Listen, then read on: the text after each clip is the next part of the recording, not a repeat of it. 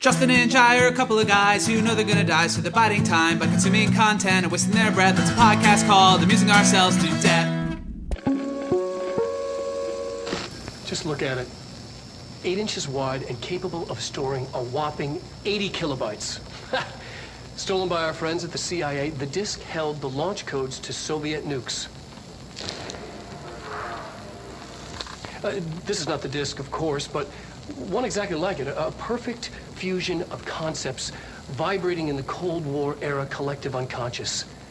A receptacle. It is a receptacle for dangerous energies to hone in on. And they did. We don't have the details, but when things started flying around the disk, it was transferred to us. It's an object of power. OOP. Oops. Oh, and it can launch things telekinetically through the air. To date, we've launched maybe 3 dozen pencils. And once, we even launched a cup.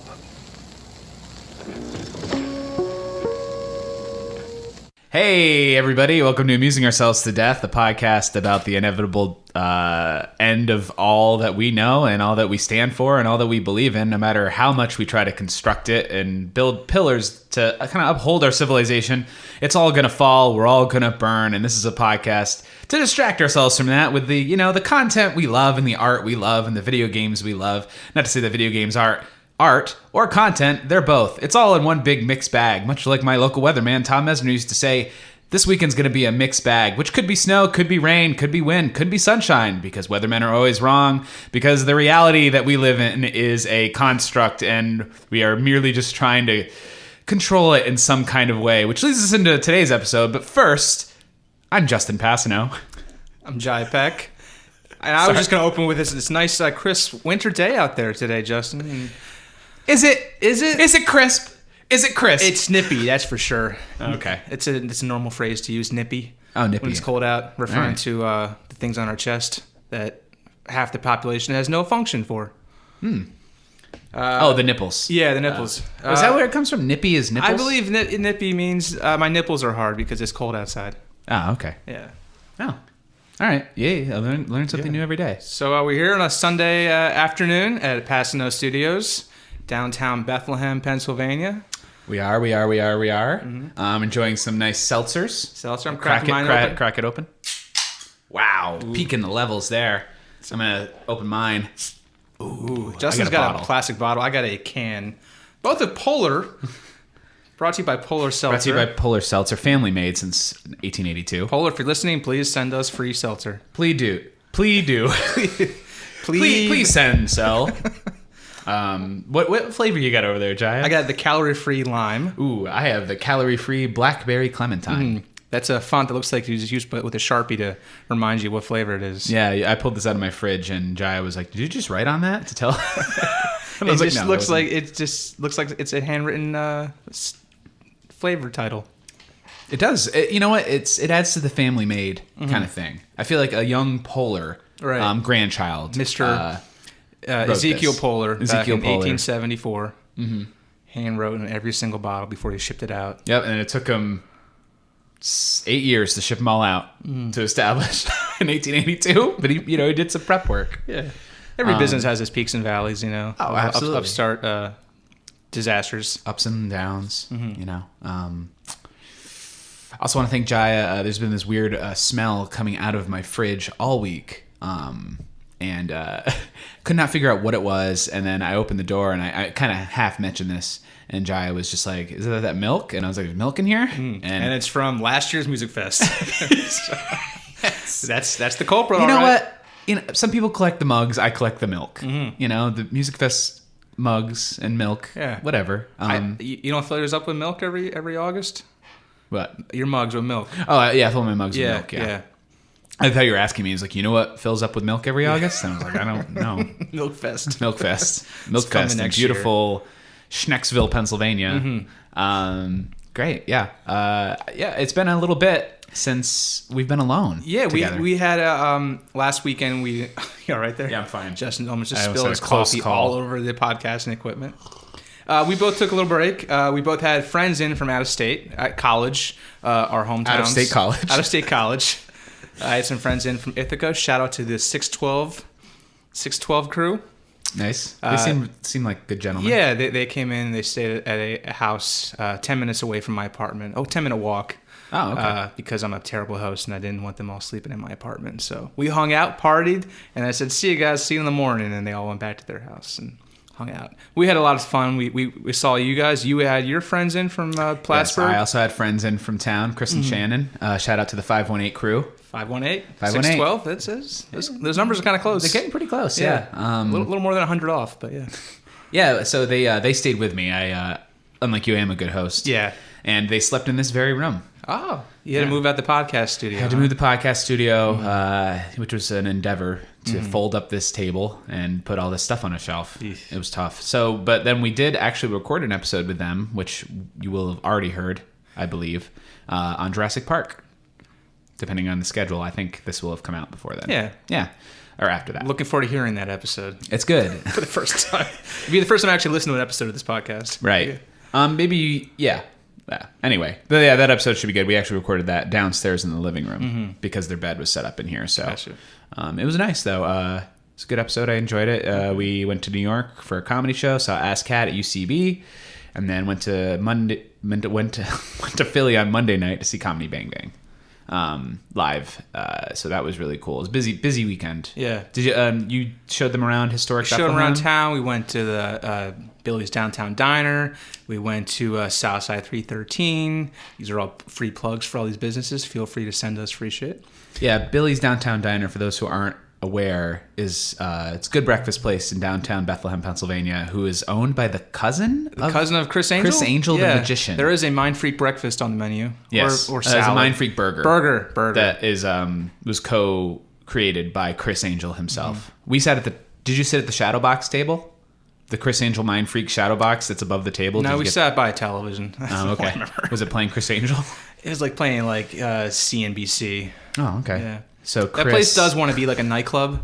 You know, you ever notice like the music is, you go into a diner, you expect like I'm going to hear like oldies or just classic rock, and they just play like club music at like 8 a.m. Mm-hmm. So I think Billy, I don't know anything about this guy who owns it. I don't really know much about the stuff besides Chris Angel, but he seems like he surrounds himself with entertainers. There's photos on the wall, and so I think he just wants to entertain. Yeah, he's a guy you can describe as, he's holding court somewhere at a bar, at a table. People coming up to him, handing him envelopes. Hey, Billy. Yeah. It's Billy. Yeah, Billy's Downtown Diner is basically a corrupt mafia joint.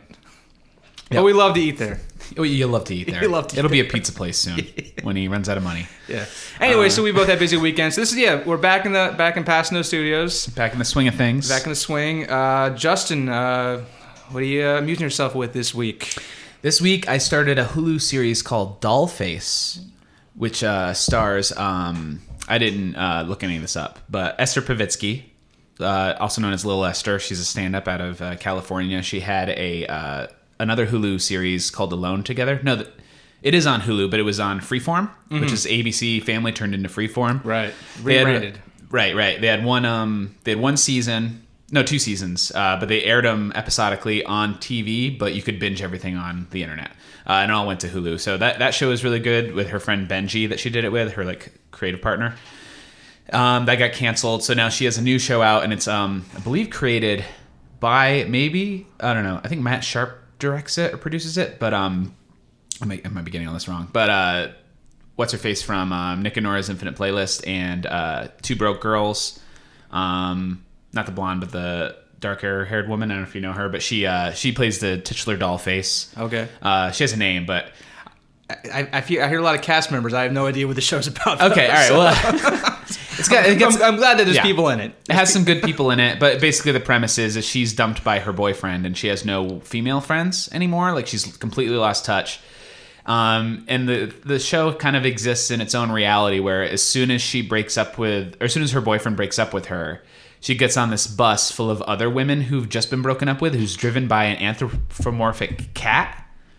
Who I don't know, one of the women on the bus, they're all crying. Gets off early. She's like, I can't take it anymore. She gets dropped off at a rebound station where there's just this dude there, and he's like, hey, I live with my parents. You want to get married? And she's like, yeah. So it's kind of like navigating how just like it's the whole show thematically is about the importance of women being friends with other women. About friendship. And sticking together. It's about friendship. I love friendship. Specifically women. You're like right. So it's like it kind of exists in its own reality, and it's very fun. Which I didn't expect. I thought it'd just be kind of like a normal kind of like sitcom type thing with like maybe, but the reality is very heightened. It blew past your expectations. It did. It surprised you, like any good show should. It did. Right? Yeah, it did. It's good to be It's surprised. good to be these days. surprised. Yeah. First episode has a lovely cameo from Uncle Joey. Uncle Joey. Full House.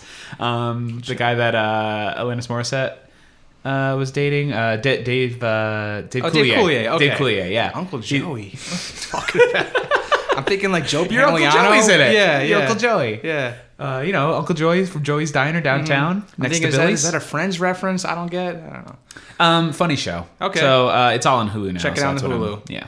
What do you got? Well, Justin, I recently, as you know, we're living in an age where superhero films are what gets people in theaters. Wait. Yeah, we're living in that age now. Yeah, We're living in this yeah. golden age of superhero We're all films? looking for like someone to just save us, from all the problems of the world. So The last movie I saw was Spawn. you missed There's a lot. more? Have you? Yeah. Oh, go on. I've been trying to catch you up after that coma you woke out of. Oh, okay. I'm going to go on Wikipedia right now and catch up. Just from the year 1997 to 2019. You got there's a lot happening. I'll be caught up by the time you finish talking Okay. about this. Anyway, I signed up for Marvel Unlimited, this app you can download and you pay a monthly fee for. You can read all 25,000 Marvel comics. And somehow I got a little bug in my head where wouldn't it be fun to read all of the comics from start to finish? Just some stupid idea that entered my head. This is very you, though. Yeah. You're very much about continuity Yeah. and completion. Because as you know, we're entering phase 4 of the Marvel Cinematic Universe where they're adapting other comics that came out in the 70s, the 80s, and 90s. And I still feel like a fucking idiot. We're like, I don't know what any of these are, but I want to learn. What's the Galactus Stone? Yeah, what's Galactus? Who's this guy with the rings? The Eternals? I don't even know. She-Hulk? Eternals. Well, I want to have my She-Hulk's finger... pretty self-explanatory. It's a Hulk and it's a she. Right, but I want the full context, man. So, Oh, boy. this idea entered my head, and I found this website called The Complete Marvel Reading Order, which takes you from Fantastic Four #1. My God, please, I wish you hadn't told me this, because now I'm going to have to do it. I'm passing you this disease that's entered my head. It basically has a list that's about 740 pages long, each with about 100 entries on each page. And it just kind of tells you like what are the core issues, not even core and also kind of offbeat issues, what order they came out in, what best order to read them in. And so I've basically read about 120 comic books over the last couple weeks, and I'm just hit Fantastic Four number like 15. Also reading all the stories of like, Ant-Man and Iron Man, but like all like when they were first introduced before they had their own comic book series. It's kind of fun to see like Doctor Strange was a one-off villain who they like the name so much that they just reintroduced him as a different character that we know now. So Probably my favorite.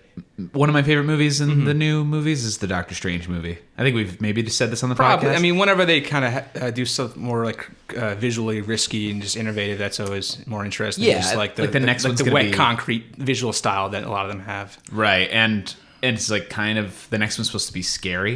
It's Right. supposed to be a Scarlet Witch. It's going to involve Strange. madness. Yeah, that's what I want. I want more madness. I want I don't know. Like if Ari Aster directed a Marvel movie. Right. Which will never happen. No. Or even if it did, he would be totally neutered and wouldn't be able to bring any of his own personal styles into it because these are multi-billion-dollar properties and you can't rock the boat. Don't rock the boat, Don't baby. rock the boat, baby. So anyway, so I still have this this brain worm in my head that says maybe you can read them all. You can read them all, Jiah. I thought it was a bug. Yeah, it's Is a worm a bug? It's a parasite Oh my in God, my head Jiah. that I know that I've embarked on these projects before.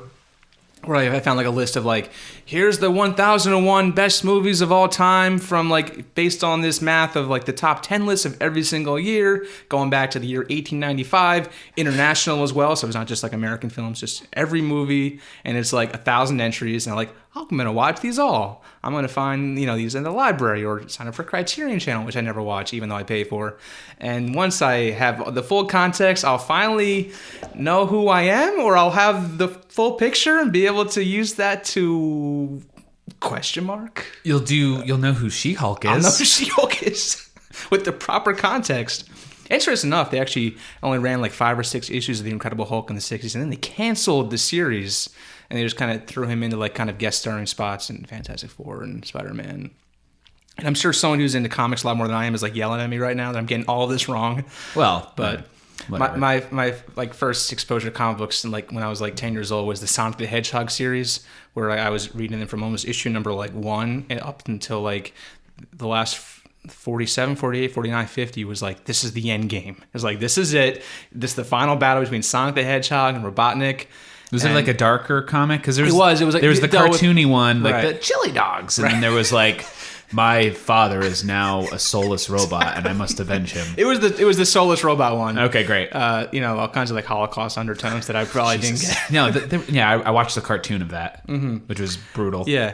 Anyway, so like it was like they were pitching this like, this is the end game. It's finally it's all been building up to this, and I read issue 50, and I was like, that was great. It was a great conclusion of the Sonic the Hedgehog storyline that I've been following for the last year of my life, which felt like an eternity back then.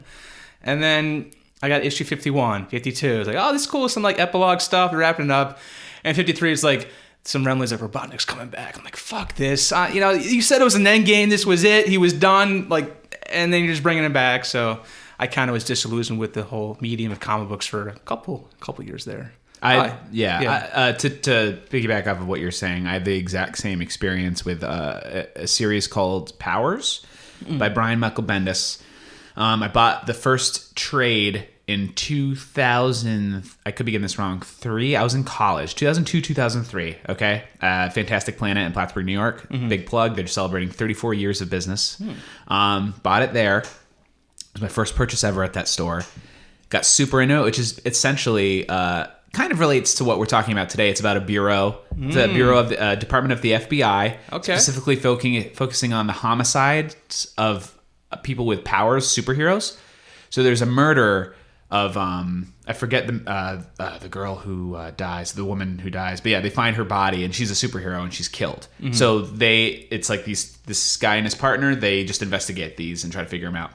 Anyway, that could be a whole episode in itself. I've since gotten rid of the series. I had them all. It was like 20 trades, and it kept going. And it was the same thing. It was building up to this huge thing, and then it happened, and it was kind of like, well, all right, I guess that's done now. And then it just changed its name to Powers Bureau, and then to something else. And then there was like a web series that like the animation looked really terrible, and it was just like it was like that debate in like the PlayStation Network. Like PlayStation was trying to do their original shows, and they did Powers. Right. Yeah. Just to let you, I think they picked up the last trade that I read in like 2010, and I was like, I can't do this anymore. And so I just stopped, and yeah, it was the same thing where it's just like, it didn't end. Yeah. Whereas like Invincible, like Kirkman's Invincible, that ended, that had a pretty satisfying ending.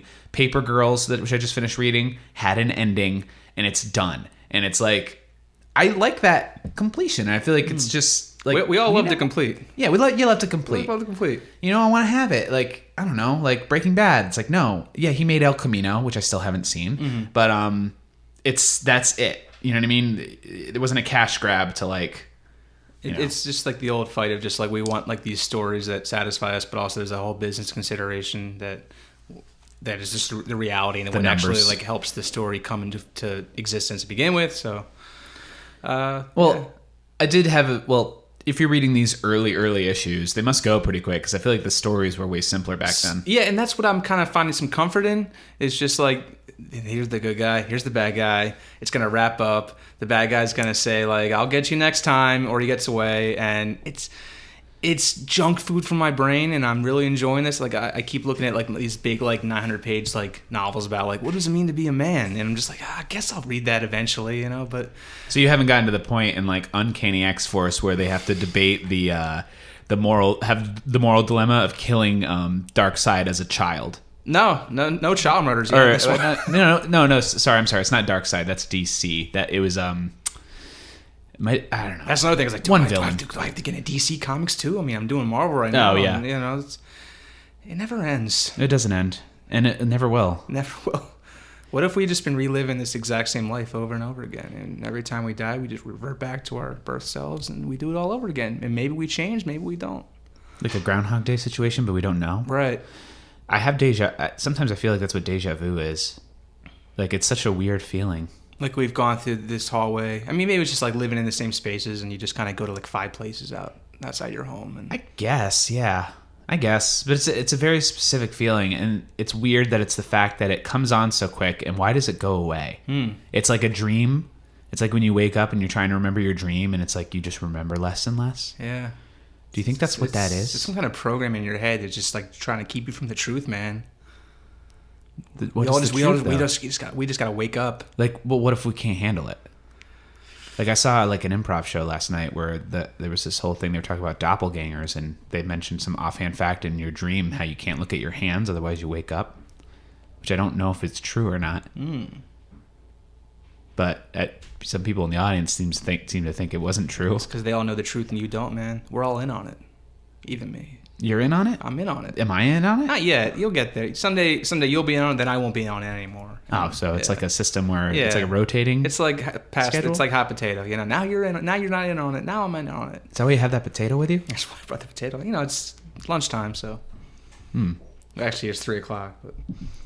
Oh, 3:32. 3:32. To be exact. Sunday, November 17th. What are we talking about today? We're talking about the video game. This is a video game. This is our first video game episode. Video game. We've been talking movies. We've been talking television. What's the difference between a movie and a video game nowadays? 70 hours. Give or take, 70 hours. Like a big nosedive in your social life and state of mind. True. But they're art, and they're fun. They are art. So that's why we play them. Even the most simple video game, I would argue that is art. It's interactive. Yeah. That's what it is. That's something that really is a draw for me. It's just like sometimes you're just like kind of staring at a screen. We're staring at a lot of screens these days, but still, sometimes you're just like, I kind of want to do something with my hands, and not what you're thinking with my hands, but just something else with my hands. Idle hands are the devil's work. So you pick up a controller, and you can control what you're seeing on the screen. You become a more active participant in the storytelling. You know what? What's weird about that is the other night, it's not weird at all because it happens to me all the time. I finished this video game. Yes. And then I finished the most recent episode of Castle Rock, and then I didn't have anything besides like Brooklyn Nine-Nine to go through, and I started getting very anxious. Right. So then I went to bed. We all need projects. Especially men, we need projects because we can't create life like in our bodies, so we need to do something externally. So we also can't express emotion, so we have to express it in physical ways. Or we make podcasts or movies or comedy, and But if we could grow life in our stomachs, then maybe we wouldn't need that stuff. Maybe you still would. I don't know. I don't know either. But anyway, we're talking about the 2019 game Control by Remedy Entertainment, who are most famously known for the Max Payne series. Specifically 1 and 2. I loved those games. Same I played them on the PC. That was one of the first really mature games I played. When I don't know how I got PC games when I couldn't drive or didn't have the internet, but I guess I just asked my parents to buy them for Hanukkah. Yeah. Anyway, I played Max Payne, which was a kind of a gritty New York noir story. It took place during a snowstorm. You play a cop in New York Police Department. Named Max Payne because he experiences the maximum amount of pain. Payne. It's like his wife and child are killed by drug addicts. Oh yeah, there's the first opening minutes. There's this game is very messed up because there's these dream sequences where all you're doing is following this small trail of blood where if you step off of it you fall into nothingness, and you're just listening to your child cry of your dead child, and you're trying to find the crib, and then you find it's very I tried to replay it recently because I downloaded a version of it for PS4, and the narrative is rough. The voice acting is so cheesy. It's still fun, but If they had this idea a snowstorm kind of shutting down the entire city, which I kind of really enjoy the idea of. We live in a somewhat urban area, but in the snow, when there is a major snowstorm, we can still kind of walk around and see what's open, and but cars aren't really driving around. This game kind of captures that feeling, just like no one's going anywhere. Just kind of strap in. You're isolated. Yeah. You're isolated. Yeah. So Anyway, anyway, a big part of it was physics too. Like the it slow did have motion. the bullet time kind of Bullet time, ragdoll Matrix-esque. physics, You too. jump and then time comes to a crawl, and you can kind of aim up your target and like do a lot of headshots with your pistols. That was like the selling point of the game. Then they went on and did a game called, well, much later, it was Quantum Break, which I didn't play. That was more But recent. before then Before was that, what did you do? one of your favorite games, Alan Wake. Oh, right, yeah, Alan Wake, yeah. Great game. It was I think it was Xbox exclusive. Right, I never played it. That was one of the reasons I got a 360. It's because I wanted to play that game. This is in 2010. I remember living with my friend Corey, and we just breezed through that game. I rented it, just breezed through it in. You play like couple a weekends. horror author on vacation. Alan Wake. Yeah, Alan Wake. Another great name. Alan Wake. Next. Yeah. You end up. It's the movie. The game starts on a ferry, and you're kind of going into this town, and you're going to do research on your book. I can't remember if you're looking for somebody who's missing as well. Maybe your wife. Never played it. It felt very like Silent Hill, but anyway, it's very much an homage to Twin Peaks, and like there's the diner in it. It's almost exactly the Double R diner from Twin Peaks. There's a lady with a log. I don't remember what they call her. Oh, they're almost like ripping off right now. Yeah, It's yeah. really like. I mean, I was like, how did David Lynch not stop this? Right. But it was it was really good. The gameplay aspect of it was like, aside from going around talking to people and having this super weird story, I would say even weirder than Control's story. It gets very like David Lynch, which his name gets thrown around a lot with the advertising for this game. But the battle parts of it is you go into the woods, and there are these shadow creatures, and you have to shine your flashlight on them to expose them and then shoot them. Okay.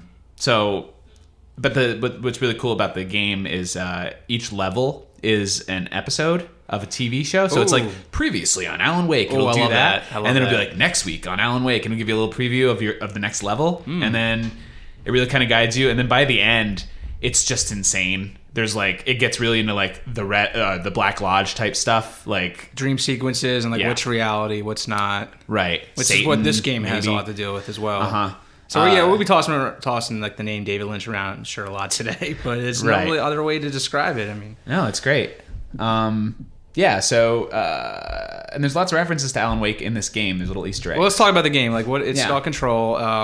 You play a character named Jesse Faden. She's looking for her brother, and the game opens at this big federal building in New York called the Federal Building of Control, which is kind of modeled after the NSA building. Yeah, New York very City? brutalist architecture, like a lot of concrete.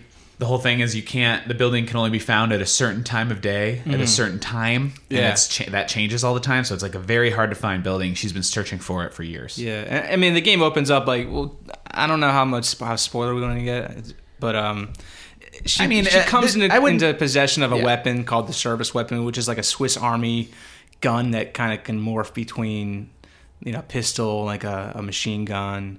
And she gets thrust into like kind of a leadership role. Yeah, she becomes the director. She becomes the director. There's some strange rules they set up in the game. What's interesting with the service weapon is it takes the form of whatever, depending on who the next director is. Mm-hmm. So all you have to do is touch it, and there's like a whole thing where it's like, you could die. Like, it would kill you. Right. But if you're meant to be the director, it's almost like King Arthur's like sword. Yeah, she's the chosen one. She's the chosen one. In a way. But yeah, so... sorry, continue. But like the game, basically, like the story picks up where like you enter this building looking for your brother. Things happen where like somehow the rules of this organization make you the director. But you're also dealing with this kind of alien invasion by this kind of possessed. Well, they possess people who work there, and they call them the Hiss. So basically, like you're fighting like the security teams and like the office workers of this place, but they're all like have like red eyes, and there's this kind of like unsettling presence to them. It's very much like Doom. Like when you get to, it's like, oh, this Mars outpost has been taken over by demons. Mm-hmm. Instead of demons, it's like, it's this weird organism, like collective consciousness organism that has transformed these people into monsters. So there's some very unforgettable imagery when you first meet like these possessed people. Like there's like the color red, just these kind of like just death colors, and just the way they use the architecture. It's well, I guess like the gameplay wise, like you eventually develop powers. You can like use telekinetic abilities to like pick up things with your mind. Like first starting off with like trash cans and desks, and then you move on to like forklifts and other bigger things. Bodies. Yeah, and that's basically your main line of defense beyond using the service weapon. It's I think it's the most powerful. It's the one I use the most because you can. It does have a skills tree where you can upgrade through like ability points. You can either upgrade your like you can levitate at some point. You can upgrade that, and then your telekinesis, and then also I forget what they call it, but you can take control of enemies and make them your pawns, and then they'll attack the other enemies. Anyway, so like the game basically progresses as like you look for your brother, you try to like help the surviving members of this organization kind of like deal with this alien invasion of the Hiss. So you kind of explore the rest of the federal building control, which has some just not adhere to the laws of physics whatsoever. There's lots of areas where just like you think you're like in an office building in New York City, and then like you kind of explore this one area called the Quarry, which just opens up into this like vast sky. There's just mining all this alien. There's these materials, like floating everywhere. In the sky. Yeah. So, but it's like everyone who works there is kind of acknowledged like, yes, things are weird, and we kind of deal with like the paranormal and just like the extra dimensional aspects of the world, and we help cover it up as well. We contain things that are too dangerous for the public to deal with. Like lots of redacted documents you find everywhere. That's a big part of the game, and that's something they carried from Max Payne, where there's a lot of there's like kind of like a sub narrative throughout where you would find documents, dossiers, video, film clips, audio cassettes, and they just kind of explore the world more. They're not completely necessary, really. No. You could play this game and not pick up a single thing. They're world thing. building. Yeah. It's like this. They've created this entire huge world, and you're seeing literally it through a pinhole, and you can broaden that pinhole a little bit while playing through the narrative, but it doesn't give you much, which makes it good. I don't know, in my opinion.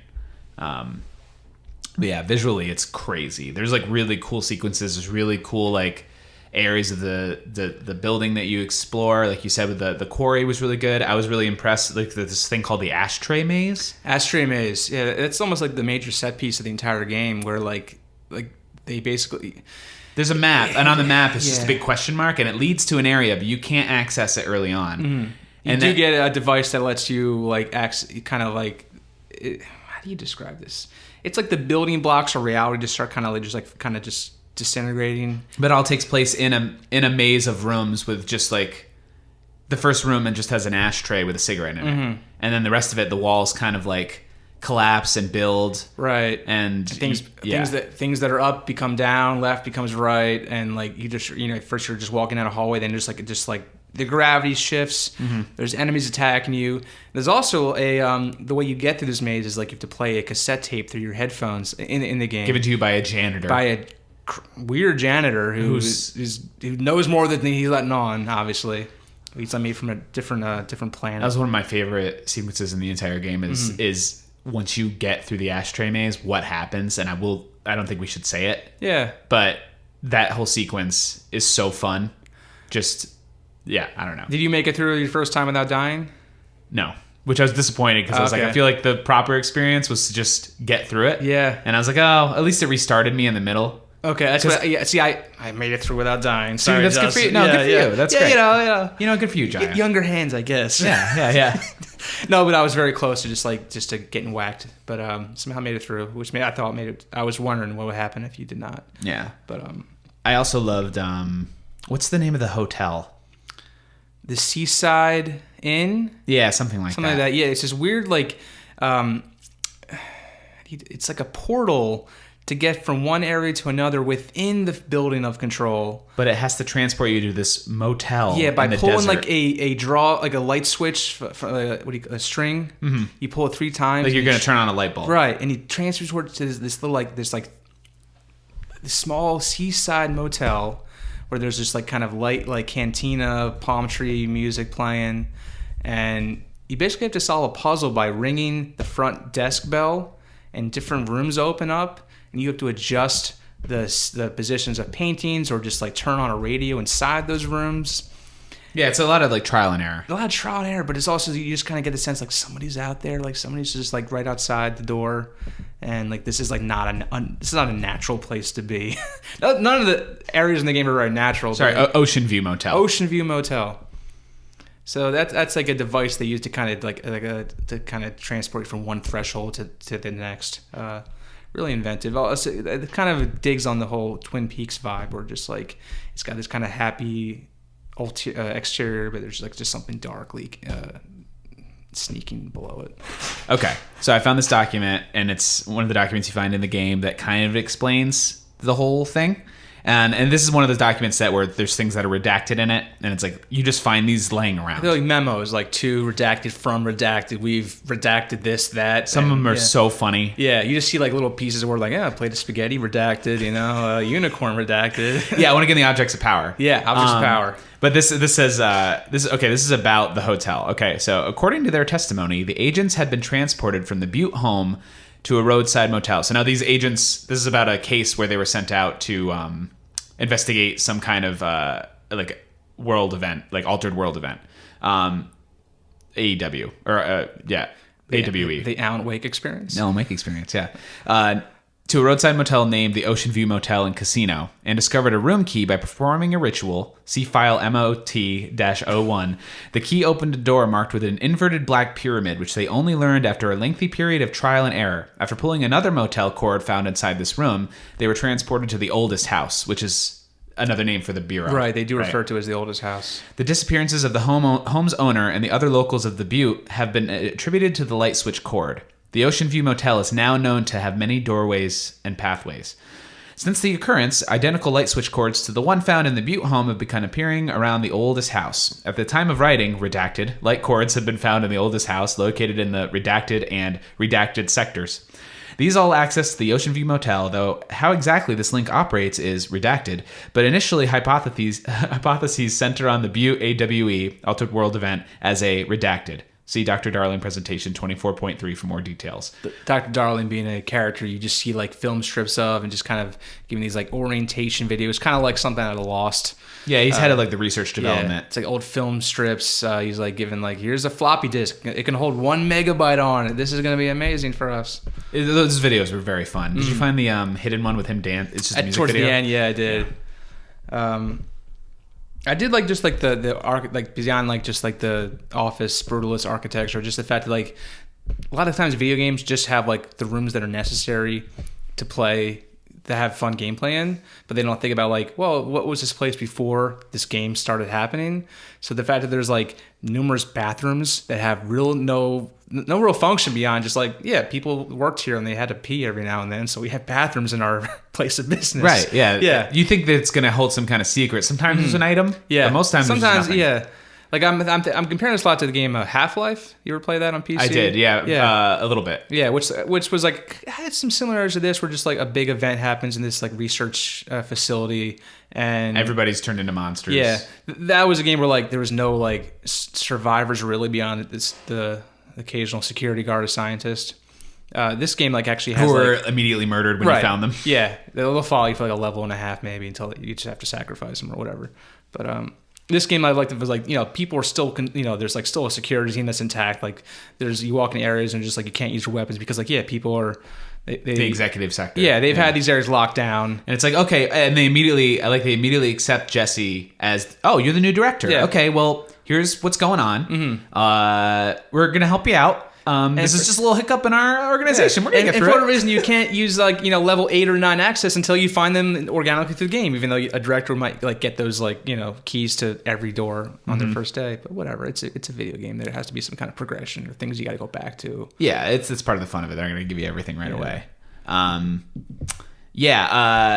Dr. Darling, he researches, he does like a lot of presentations on the objects of power and AEWs and stuff like that, or sorry, AWEs. Object of power is an item that has been charged in some kind of way that it's like we get through rituals and our collective consciousness, from what I understand, have given it some kind of power. And these are the things when you find them, they give you the powers. There's like one that's just a rubber duck. Right. Like I think the document you find is about this rubber duck. It belonged to a child, and the rubber duck just started following the child around the house, and then the Bureau of Control went and confiscated it. So there's this whole department in the oldest house that is just all of these objects of power. There's like a pink flamingo. Oh, the Panopticon, where they kind of house Panopticon, everything. Yeah, it's like the jail for all these items. There's one that's just like a refrigerator that if you stop staring at it, it'll just like kill you. So they had this one guy in charge of just staring at the fridge. But then this whole event in the game happened, and nobody was there to relieve him. And he's like pissed his pants, like, "Help, please! I can't stop staring at this fridge, or the world will end, or this boss will come out of this fridge and kill us all." So you have to. He's just sitting in a lawn chair, Yeah. and then you have to walk by him, and he's like, "Please come back." And it's like, it opens a whole side mission where I never went back and helped him. I just realized that. Cool. Did you? Yeah, you go back and you kind of get sucked into the fridge, and you got to fight a boss. Oh, that's cool. So there's like several mini bosses throughout this game. Did you play the Mold 1 boss? I don't know. Is that the same as the clog? It's in the mold, the basement of the oldest house. I don't think I fought the Mold 1 boss. I remember Good for you, because I cleared the tried clog. no less than 75 times to try to beat this boss, and they kicked my ass every time. Can we talk about how annoying the battles in this game are? Yeah. Like I enjoy the physics of it. Some parts are really fun. And I don't mind, because I played the most recent, not the most recent Doom game, but the first reincarnation of Doom. And that game is just like, it's known for being hard. I played it on a hard difficulty, not like the hardest. So it's like I died probably 1,000 times playing that game. Like, I'm prepared for that. Mm-hmm. But the fact that when you're in a room and you're fighting these fucking bosses and these guys, and then you die, and it doesn't put you back in the room, it puts you like 4 fucking rooms away. Yeah. So I have to run all the way back there. And then the enemies appear. I have to go through that again. It's like, just kill me and just have me respawn. Just kill us. Please kill us. Please just kill me. I mean, that you know what? That's the ultimate. That's what I really want, is for just to kill me. But if I have to stay alive, please let my video game avatar respawn in the same place I died, or at least nearby. Don't make me go through this whole cutscene again. That part was infuriating towards the end of the game, because I was just there's no difficulty settings. It's just you play the game. There's no easy, medium, hard. I've seen some games where just like, just the story, please, and you just like you can cut through enemies like butter, and just like you get the narrative aspects. You're not so concerned about like grinding against bosses and hard enemies in the game. Yeah, that we all got lives, and sometimes I literally tried to beat this one boss like 70 times. Yeah, I just could not do it. Fuck that. Like, luckily it was like a side quest, but still, I wanted to complete it all. I wanted to clean out the entire world. Yeah, because the game ends but it doesn't end. It doesn't end. It's like Red Dead. It's just like, oh, well, now there's other things you can do. Yeah, you can still like get alerts and just go help some people in the basement or the mailroom, and that's another part of the game I did not like, was the fact that enemies would respawn. There's a satisfaction of like, I remember was it San Andreas, where you had all these like gang areas and you had to take them back? Yeah. And there's the satisfaction of like, okay, I've cleaned out this area. This area is now mine. It's like Risk. This country's now mine, and just like you can just be like, okay, I don't have to go back here and do it. But I did my work there. Yeah, you did your work. Yeah, I like to think of it as like, I think Zelda Ocarina of Time has had some similar aspects. Was like, you can like unhaunt this forest, and like now your presence was made known there, and you did a good job, kid. Yeah, move on to the next area. Exactly, and the enemies don't come back. So whereas in this, it's kind of like we were talking about Fallout 4 over breakfast earlier. About the whole like where you create settlements, and it's like the fucking Sims, and they're so upset because they don't have water, right? Or you give them water, and they're like, "Well, it'd be cool if we had some furniture." It's like, just fucking leave me alone. I just want to go through the story. I don't need these nagging people asking me for things. That's my day-to-day life. All the fetch quests you gotta do. I feel like my entire life outside of what I enjoy is just a giant fetch quest. So I really would like not to have that in my video game. But like, it's fun at the beginning, you're still learning the world, you're trying to help people out, but then once you get to like the true like life or death stakes, and just like discovering like the identity of like the main bad guy, or just like like who are my parents in the game, and there's like, oh well, if you could bring us a jug of water to this like little like outpost, Captain Commander requires your assistance in the gray jungle, and it's like, what? Like I don't know, and I'm a people pleaser, so it's really stressful for me. Right. You know what I mean? Like, I want to help. Just seem like that unfinished task on your list of things to do. Right. Yeah. Like, It's like, I gotta go like teach that little band of mischievers how to like put a musical on, Yeah, I gotta put this iguana in a bucket, and I gotta find all 10 golden iguanas, and it's like that'll unlock this other thing. So it'll just you gotta unfry chicken or something. Unfried chicken. Yeah. God damn it. But no, I appreciate grinding. Like I don't mind that in games. Like the Scott Pilgrim game that came out. There was a game for Scott Pilgrim. It was really good. Really? And it was part of that might be my favorite movie of 2010. Me too. Yeah. There's an episode right there. I still rewatch that and it holds up. Yeah. But there was a video game, an 8-bit style video game released on Microsoft. So it was Xbox exclusive, but the license I think expired, so it's gone forever now. So unless you downloaded it, you can't get to it, which is dumb. Yeah, Jiah is making a obscene motion with his hand. But like that game is just all grinding. But I enjoyed it because the visuals were cool and the soundtrack was really cool. And it's like I get that. Just you know what? You don't need to put me a mile away from where I was and make me have to go through it again. That's all I'm saying. But other than that, they've created in this game like a whole, like such a rich world and such a cool story that it's like it made in my opinion, the fighting aspect of it very boring and repetitive after the first like maybe 10 hours of gameplay. It's like it's an alien invasion, but like should be like a finite amount of these aliens, or at least like bodies for these aliens to possess. But now they just keep coming out of the woodwork, and. Did you notice that because there's some people in the game that are just floating forever and they're just chanting. And there's chanting. Yeah, it's barely just like that's some of the more like David Lynch aspects. Yeah, it's just the chanting of unknown horrors that we don't even have names for. Right. So. Well, in the research sector, like I think I saw one of them turn into one of the flying enemies at one point. So I was like, well, okay, that was kind of cool. How did you come across this game, by the way? Just like what was the I think I saw a YouTube trailer for it at one point, and then I just was starting to hear something about Control, knew nothing about it. It was you. You told me that it was a good game, and I was like, oh. Okay. And then you gave me the pitch, and you said it was very David Lynch, and I was like, all right, I'm all in.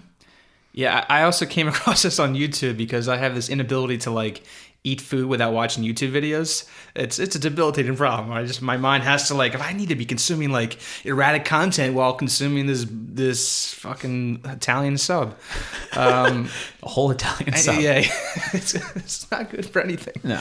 Anyways, but I saw this like there's like this video about like video game world building, and it had the clip of the one room that's covered. Every square inch is covered with yellow Post-it notes. Yes. Yeah, and like something about like that image was like that crazy reminders of just like this. Obviously, like you can just tell like someone was in that room. I thought it was like somebody was in the room and just putting them everywhere. We find out later it was just like a Post-it note that got possessed and just started self-replicating itself. Yeah, the note you find is just like, all right, as everybody may notice, that a Post-it note in my office has started replicating itself, so I'm going to be working from home from here on out until this mess resolves itself. Yeah, I love it. It's just every square inch of it's just yellow. It's an incredible visual. And I was like, okay, I got to look into this game. And then I discovered, it's the people who made Max Payne, so it was a blind buy for me. Yeah. And as soon as I found out about the Alan Wake connection, I was like, yep. Yeah, and some of the documents you find reference like the town and Alan Wake himself and his wife. And there is some DLC or downloadable content that's slated to come out, I think, early next year. And apparently there is like some more explicit Alan Wake connection they're going to be dealing with. Well, they just Remedy just got the rights back for Alan Wake. So now that they're doing stuff for the PS4, there's been rumor that there's going to be a remastered version of Alan Wake, which I think we brought up in the Magnolia episode that I will buy immediately. But yeah, it's the narrative's really cool. I love that going to the Post-it note thing. Just there's a whole section of the game that really kind of covers just like the mundane thing of being an American employee in an office and just like the day, just the grind. Just like the windows of like respite. They start like a book club. So you just see like notes from the book club and various employees just discussing the metaphors in this book. Yeah, there's like the whole dead letters section where the one guy just like petitions. He's like, I think all the dead letters in the post office, we should be confiscating these things and going through them. And he's just like, thank you so much. I'm so excited to go through my dead letters. Mm-hmm. So I went through and like found all these random dead letters, which was one of them was a letter to the New York Times or something like that about the guy who said, I've discovered that planes aren't real. Right. They're monsters. They're just monsters, and they're just like fake backdrops. We're looking outside the window just to keep everything under wraps. Yeah, and like they're actually, when we're on a plane, we're in like we're actually underground going through tunnels Right. and to protect us from the real monsters, which are the airplanes. Yeah. And then it ends with just don't write me back. Same energy. Just like, what if today is the first day of our lives? We've just been implanted with all kinds of memories. Yeah. You know? It's the same thing. It's like, How are we not going to prove it? Yeah. like people who just write to newspapers and send these letters and just vomit out this stuff. And it's like, print this, these conspiracy theories. Yeah. Really cool. I don't know. I enjoyed the game quite a bit. This is a game that actually I was sent out of town for work, and I was in a hotel, and I was like, well, I guess I got to bring control along with me because I can't like take a break for 5 days or whatever it was. So I hooked up to my hotel television. It was and that's where I spent all 5 days trying to beat the Mold 1 boss and had no success. So Yeah. it was worth it though. I still got your copy. I think I'm going to give it back to you today because I feel like now that you've mentioned it to me, I'm going to go to that mold boss. I need and my lose time. video game collection perfect, Yep. alphabetical order. C has been missing for a little bit. It's been pissing me off the last couple months, Justin, where I'm just looking at my shelf. I'm like, oh, God, sorry. something's off here. You keep texting me while I'm Yeah. trying to play the game. Yeah. Like, something's off. Are you done yet? We need to do the episode. Mm-hmm. Spoilers again for this game. I don't know. Sure, yeah. Really, the story doesn't matter. It's just the experience and the visuals. It's the vibe you get from playing, where just like something's just right out of the corner of your eye, or just Right. like there's something going on here that It's an experience that makes your spine tingle. Tingle. That's probably a better phrase. Yeah. Yeah, like the Alan Wake is very much the same, whereas like the narrative just completely falls apart by the end of the game on purpose. Yeah, like it's- Twin Peaks, where it's like you think you're watching just a regular sitcom, and it's like, no, there's shit here that's happening that doesn't make any sense, and they're not going to hold your hand and explain it to you. Speaking of sitcoms, there is like a very like kind of a loose running thread where you find like video clips of this kind of in-house made television show made with puppets. I didn't even see that. You didn't see those? No. It's There's like, so much in it's this like game. this children's puppet show that the employees of the oldest house make to kind of show to kids who have been involved with these like powerful like metaphysical objects, or like a parent who gets a letter that like just is like all redacted and like the only words that, like visible are like your child is dead, and but everything else is redacted. It's really dark. It's really just like if you like live in this world of just like keeping secrets. It's just like it was like a test pilot that these people made. A couple episodes actually, just of trying to get through that daily life with like a Sesame Street vibe to it. Oh, okay. Yeah. Weird. I'm sure someone uploaded everything on YouTube, or just the entire game on YouTube. You The don't whole even game. have to, you don't have to play the game. You just watch it on YouTube. No, you don't play games anymore. You Yeah. just speed through them. Watch Right. speed throughs. Yeah, watch the speed through. You can do that. I mean, I guess that's like That's what I did with my friends when they were in town. We just watched like Zelda Breath of the Wild speed runs. right. Yeah, they are very thrilling. They're like, it's comparable to like what the Olympic athletes did in like the year 1660. Well, more 660, not 1660. Fucking idiot. more people last year watched speedruns on YouTube than the Super Bowl. I believe that. So that's where we're at. Fortnite. Whatever. All hail Fortnite. All hail Fortnite. Played that for 2 weeks. Just got my ass handed to me over and over again. Anyway. Call a lot of. Go ahead. No. What'd you think of? There's a false ending to this game. The ending. There's a fake out ending. That's right. Yeah, the credits do roll half, kind of like close to the end, but Because I was just like, oh, that's an abrupt, dark ending. Okay. And then and then you things are kind of not what they wake up. seem. Yeah, you wake up like back in the oldest house where like you're kind of trapped. Like it In, like- presents you're working there now. You're in like office hell monotony. Yeah. You have to like pick up little coffee mugs and like deliver mail to people, and it's just a sense of like this, like your character thinks this is right, this is all normal, but like playing the game, like no, I'm trapped in some kind of weird dream world. But you have to pick up Yeah. the coffee mugs for a while and deliver the mail. And you're trying to escape this kind of loop that you're stuck in. That there's like every time you do it, it's like things will change. You get little hints from other characters, like no, go down that hallway. Yeah.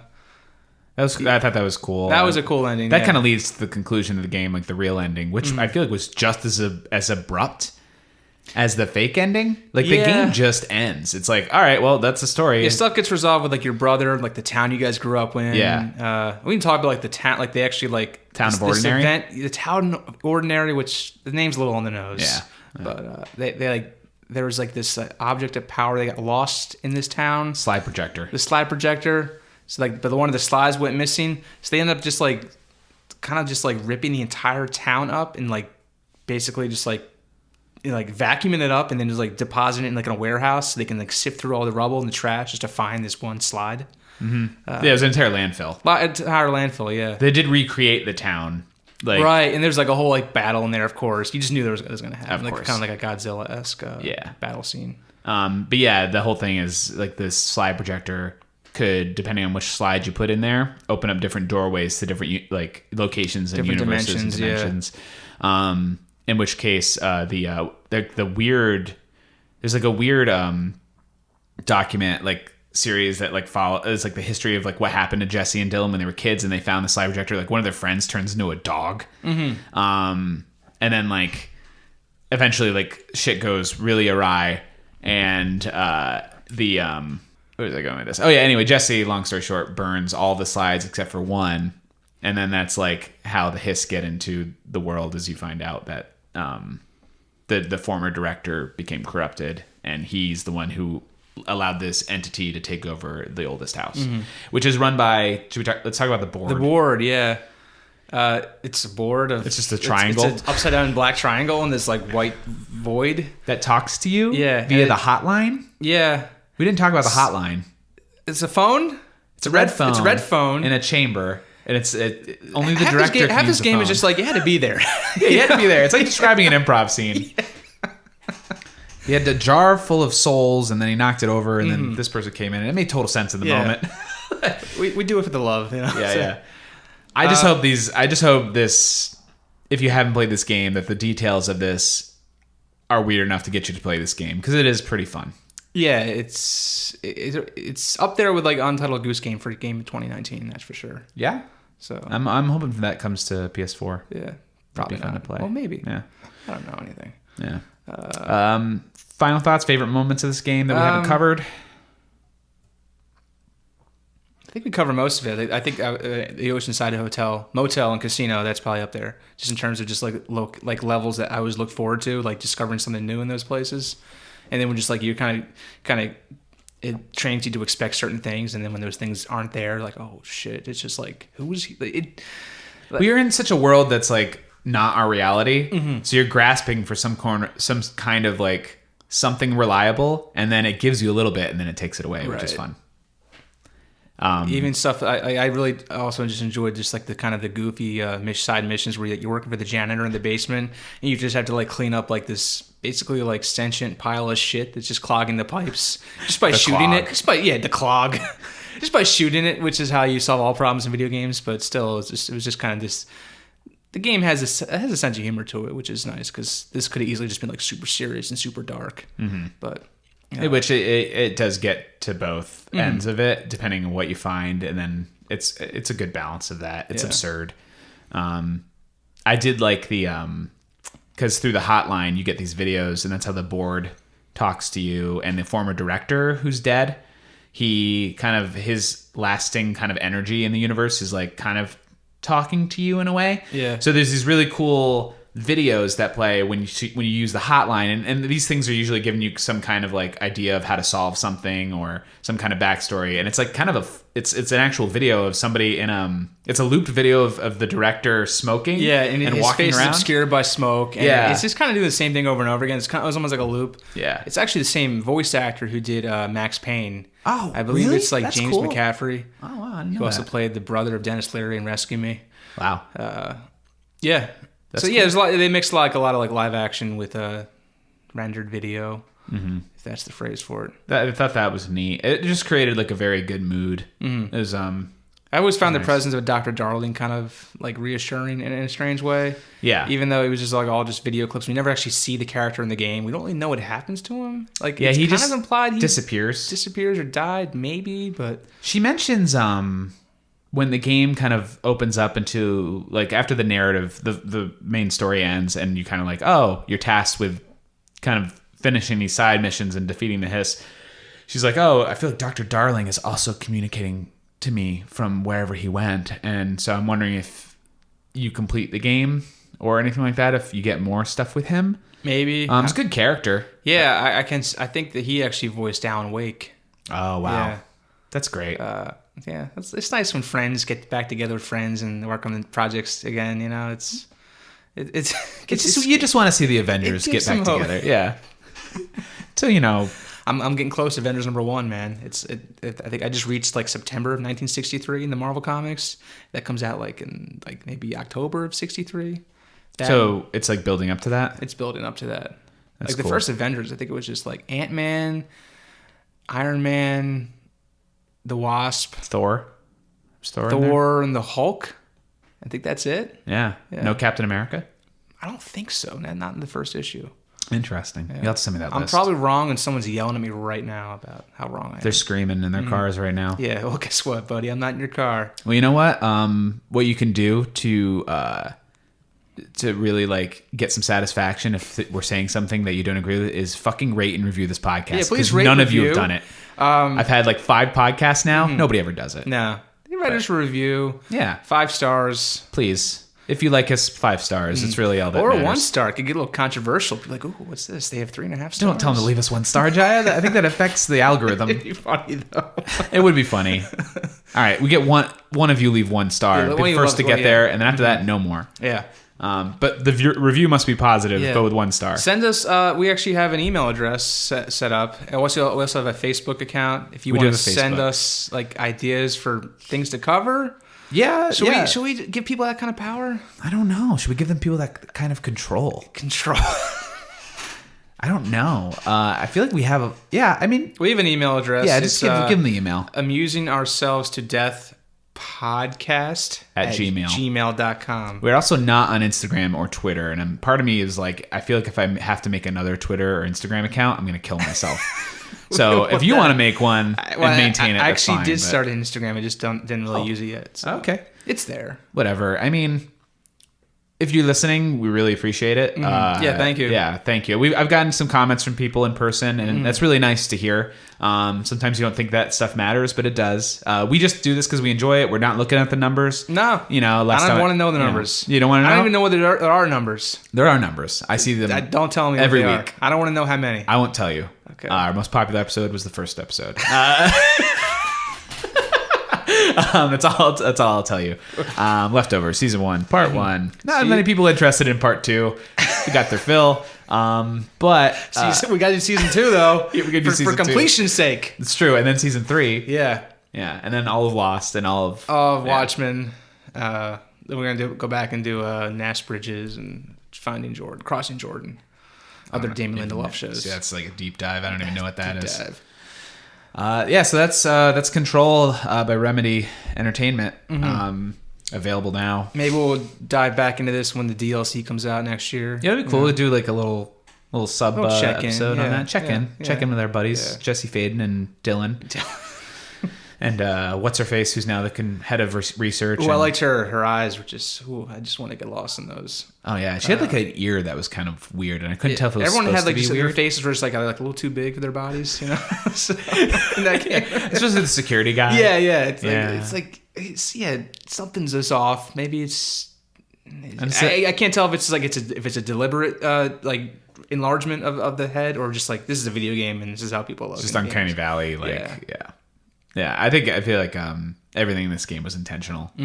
But yeah, it's fun. The physics of it are super fun. The gameplay of it gets repetitive, but the story's there and it really fills it out. But when you can first just like pick up anything with your Yes. mind and throw it and like this like the way the explosions work and just like you throw a desk at a wall and just papers go flying, that's just kind of where the game kind of hooks you. Oh yeah, and then like if there's like a giant thing behind somebody, you can pick it up, and as it's coming to you, it hits that enemy, and then you could pick up that enemy and like throw it at another enemy. Yeah.